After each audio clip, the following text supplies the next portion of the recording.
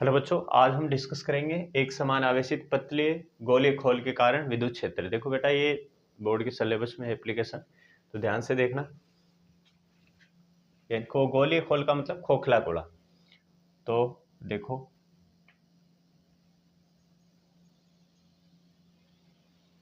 ये अपने पास एक कैपिटल आर त्रिज्या का खोखला गोला है, ठीक है।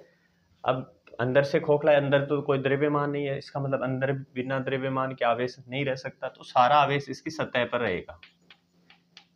इसकी सतह पर मान लो क्यों आवेश है, ओके। अब इसके ऊपर देखो, विद्युत क्षेत्र ज्ञात करने के लिए तीन बिंदु हो सकते हैं। हो सकता है बिंदु इस गोले के अंदर हो सकता है इसकी सतह पर हो, और हो सकता है प्रेक्षण बिंदु इसके बाहर हो। यानी अपन ये जानना चाहेंगे कि इसके बाहर कितना विद्युत क्षेत्र है, इसकी सतह पर कितना है, और इसके अंदर कितना है। तो पहला पॉइंट है, जब प्रेक्षण बिंदु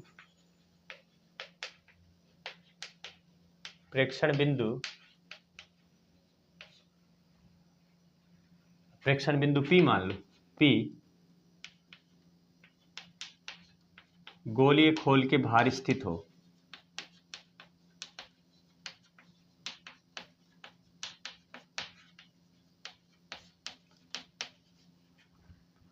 यहां पे मान लो प्रेक्षण बिंदु है P,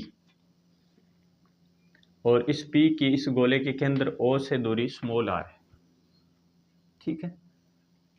तो इसका मतलब क्या हो गया, स्मॉल r ग्रेटर देन हो गया कैपिटल R से, ठीक है। अब देखो, ये बिंदु बाहर आ गया गोले, इसलिए अपन क्या करते हैं, है ना, इस आवेश को बंद, यानी गाउस का नियम बंद पृष्ठ के लिए लागू होता है। तो इस आवेश को बंद पृष्ठ में लेने के लिए अपन क्या करते हैं, एक स्मॉल r त्रिज्या लेकर काल्पनिक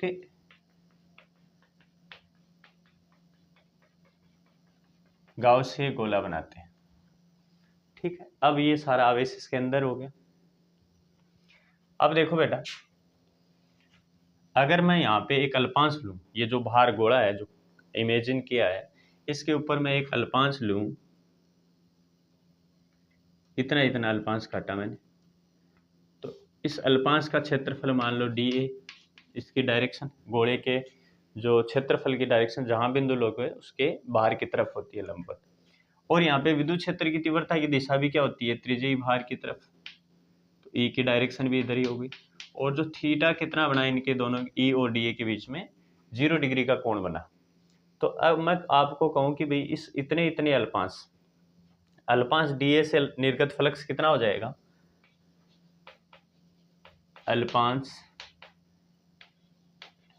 DA से निर्गत फ्लक्स,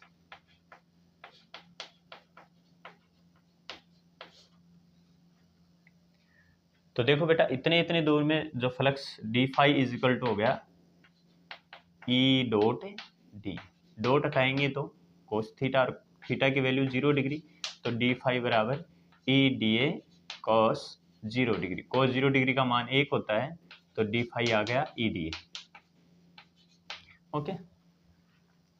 अपने को इस पूरे गोले से निकलने वाला फ्लक्स निकालना है, तो अतः संपूर्ण गोले से निर्गत फ्लक्स, अतः संपूर्ण गोले से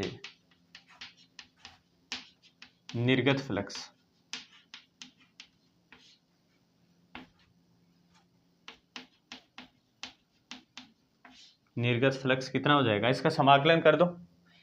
समाकलन करेंगे, डी फाई का समाकलन फाई हो गया, समाकलन नोट बंद पृष्ठ के लिए ई डी ए कांस्टेंट है, बाहर आ जाएगा, तो अंदर बचा समाकलन डी, फाई बराबर ई कांस्टेंट, अंदर बचा समाकलन डी। और ये अल्पांश देखो कहाँ पे लिया है, इस बाहर वाले जो स्मॉल r त्रिज्या का गोला है उस पे अल्पांश लिया है। अगर इसका समाकलन करेंगे तो a आ जाएगा, और a मतलब इस बाहर वाले गोले का क्षेत्रफल, और गोले का पृष्ठीय क्षेत्रफल होता है 2 पाई r, 4 पाई r स्क्वायर होता है, सॉरी। तो E इज इक्वल टू इस बाहर वाले गोले की त्रिज्या स्मॉल r है, इसका संपूर्ण पृष्ठीय क्षेत्रफल हो जाएगा 4 पाई आर स्क्वायर, 4 पाई और त्रिज्या है स्मॉल आर, तो स्मॉल आर स्क्वायर हो गया। अब गाउस के नियम से, गाउस का नियम क्या होता है? गाउस का नियम होता है फाई बराबर क्यू बटा एप्सिलॉन नोट, इस पर टोटल चार्ज, और टोटल चार्ज इस पर कैपिटल क्यू है, upon epsilon naught is equal to E into 4 pi R square. अगर ई की वैल्यू निकालनी हो तो ये इधर भेज दो, Q upon 4 pi epsilon naught R square, 1/4 pi epsilon naught R, 1/4 pi epsilon naught का क्या बन गया?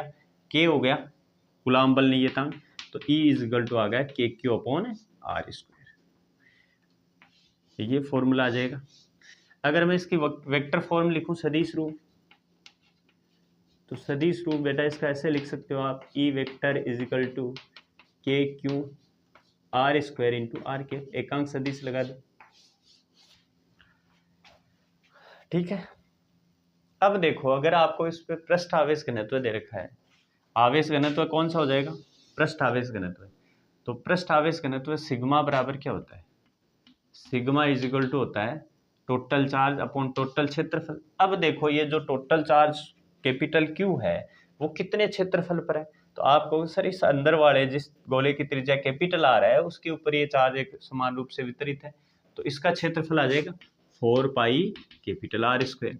तो यहाँ से आपने क्यू की वैल्यू निकाली तो ये हो गया sigma 4 pi R square, correct. ये क्यू की जगह रखोगे यहाँ पे तो ई कितना आ जाएगा? ई आ जाएगा कि क्यू की जगह रखा sigma 4 pi capital R square divided by small R square. आप के को वापस 1/4 पाई एप्सिलॉन नोट लिख लो ताकि ये 4 पाई कट जाए, sigma 4 pi capital R square upon small R square. देखो 4 पाई से 4 पाई कैंसिल हो गया, तो ई कितना आया? ई आया sigma capital R square divided by epsilon naught small R square. और ये जो बाहर बिंदु होगा ई आउट, ई ओ मतलब आउट, बाहर स्थित बिंदु पर विद्युत क्षेत्र इतना आ जाएगा, और एक फॉर्मूला ये हो गया जो क्यू के फॉर्मेट में, समझ गए? तो इसका एक फर्स्ट पार्ट। अब अगर अपन सेकंड पार्ट देखें इसका, तो प्रेक्षण बिंदु मान लो इसकी सतह पर आ जाए। जब प्रेक्षण बिंदु यहाँ पे होता तो क्या करते? देखो सतह पर होता है यहाँ पे, तो आप यहाँ पे कल्पांश काटोगे। देखो सेकंड पॉइंट है, जब प्रेक्षण बिंदु P गोल या खोल की सतह पर हो, तो यहाँ पे आपने ऐसे अल्पांश काटा, इसकी डायरेक्शन इधर है, यहाँ पे विद्युत क्षेत्र की तीव्रता की डायरेक्शन भी इधर ही है, प्लस आवेश के कारण बाहर की तरफ, तो थीटा कितना बन गया? 0 डिग्री। तो कोई चेंज नहीं है, यहाँ पे जो स्मॉल आर लिया है वो कैपिटल आर के बराबर हो गया, सतह पर स्मॉल आर किसके बराबर हो गया? Capital R. तो अभी आपने ई आउट निकाले हैं दो फॉर्मूले, एक तो आया था के Q upon small R square, और एक दूसरा क्या आया था? Sigma capital R square upon epsilon naught small R square. ये दो फॉर्मूले हैं, ओके। तो ये स्मॉल आर की जगह अगर अपन कैपिटल आर लिखना है, बस ये डिस्टेंस ही तो चेंज हुई, तो E out is E surface, सतह पर आ गए, सतह पर के क्यू अपॉन स्मॉल आर की जगह कैपिटल आर कर दो तो कैपिटल आर का स्क्वायर। और ये तीव्रता मैक्सिमम भी होती है, सतह पर विद्युत क्षेत्र की तीव्रता सबसे अधिक होती है। और दूसरे उससे निकालेंगे नीचे वाले फॉर्मूले से, तो sigma upon epsilon naught capital R square, small R की जगह भी कैपिटल आर स्क्वायर कर दो, आर स्क्वायर से आर स्क्वायर कट गया, तो ई आउट कितना है? Sigma upon epsilon naught. समझ गए? सी पार्ट है इसका, जब प्रेक्षण बिंदु P गोले के अंदर स्थित हो, मान लो इसके अंदर आ गया, तो आप जानते हो कि सारा का सारा आवेश गोले की सतह पर होता है। गोले के अंदर आवेश का मान 0 होता है, अंदर आवेश कितना रहेगा? 0, कोई आवेश नहीं रहता है, इसका मतलब अंदर विद्युत क्षेत्र भी क्या आ जाएगा? 0 आ जाएगा, ठीक है। क्योंकि अपन फ्लक्स निकालते हैं तो फाई बराबर sigma Q upon epsilon not, Q की वैल्यू 0 है तो फाई की वैल्यू भी क्या हो जाएगी? 0, ठीक है। तो इसका मतलब गोले के अंदर विद्युत क्षेत्र कितना आता है? ई इन कितना आ जाएगा? 0, ठीक है। तो अब ई व आर के बीच में ग्राफ बनाएं, ई का आर के साथ परिवर्तन वक्र।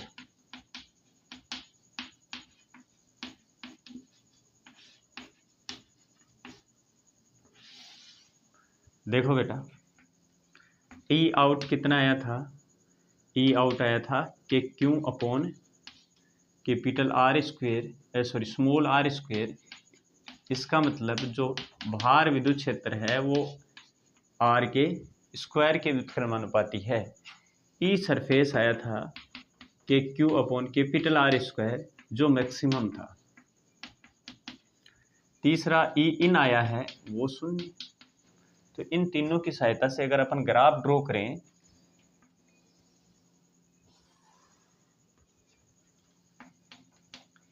इधर ले लिया आपने ई और इधर ले लिया आपने स्मॉल आर और ग्राफ बनाया, तो देखो ये एक बार के लिए मैं गोला बना रहा हूँ। मान लो ये गोला आप, ठीक है, यहाँ पे क्या आ गया, स्मॉल आर बराबर कैपिटल आर आ गया। इसका मतलब इधर small R less than capital R और इसके इधर small R greater than capital R. ये यहाँ पे सत्ता आ गई। तो ई सरफेस, इसका मतलब इस यहाँ तक जब हम रहेंगे तब तक अपन गोले के अंदर रहेंगे, फिर यहाँ पे सतह पर आ गए और उसके बाद में बाहर निकल जाएंगे। तो आपको पता है कि ई एन गोले के अंदर विद्युत क्षेत्र कितना है, शून्य है। तो यहाँ पे तो शून्य है, इसका मतलब आर के साथ साथ विद्युत क्षेत्र क्या रहेगा, शून्य ही रहेगा। तो ये लाइन इसके ऊपर ही रहेगी। फिर क्या है, सतह पर आते आते विद्युत क्षेत्र के Q upon capital R square जो मैक्सिमम हो जाता है, तो सतह पर विद्युत क्षेत्र हो जाएगा के Q upon capital R square. E S बराबर के Q upon capital R square जो मैक्सिमम होता है। ठीक है, अब जैसे गोले के बाहर निकलेंगे तो ये विद्युत क्षेत्र है वो आर के स्क्वायर के व्युत्क्रमानुपाती है। इसका मतलब आर का मान बढ़ाएंगे तो ई का मान घटता जाएगा और ये ग्राफ ऐसे आ जाएगा, ई आउट व्युत्क्रमानुपाती आर स्क्वायर। तो ये ई और आर के बीच में परिवर्तन वक्र हो गया। ओके।